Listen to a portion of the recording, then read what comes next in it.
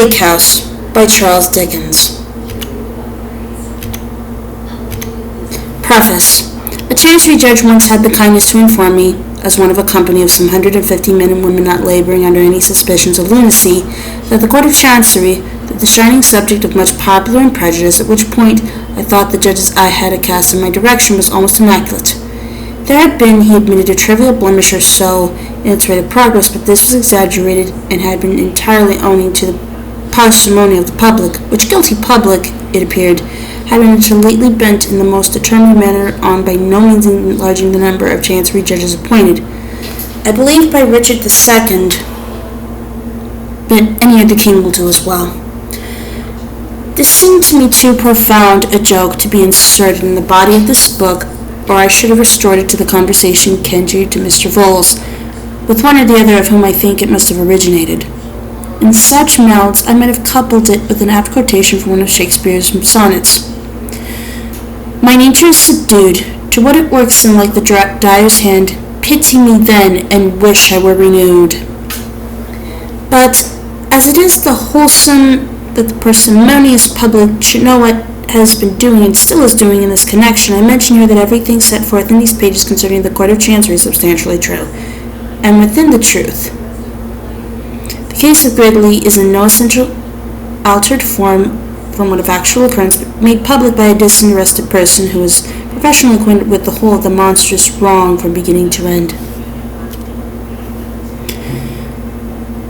At the present moment, at the time it was August 1853, there is a suit before the court which was commenced nearly 20 years ago, in which from 30 to 40 counsel have been known to appear at one time, in which costs have been incurred to the amount of £70,000, which is a friendly suit, and which, as I am assured, no nearer to its termination now than when it was begun. There is another well-known suit in Chancery yet not decided. It was commenced before the close of the last century, in which more than double the amount of £70,000 have been swallowed up in cost. If I wanted other authorities for Jarndyce and Jarndyce, I could rain on these pages to the shame of a parsimonious public. There is only one other point on which I offer a word of remark. The possibility of what is called spontaneous combustion has been denied since the death of Mr. Gregg, and my good friend Mr. Lou was quite mistaken, as he soon found, in supposing the thing to have been abandoned by all authorities, publishing some ingenious letters to me at the time when the event was chronicled, arguing that spontaneous combustion could not possibly be. I have no need to observe that I do not willfully and negligently mislead my readers, and that before I wrote that description I took pains to investigate the subject. These are about 30 cases on record, of which the most famous, that of the Countess Cornelia de Body Sazonante,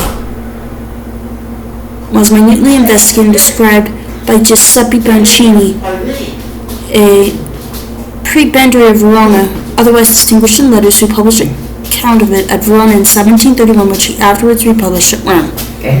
The appearances, beyond all rational doubt, observed in that case are the appearances observed in Mr. Crick's case. The next famous instance happened at Rheims 6 years earlier, and the historian in that case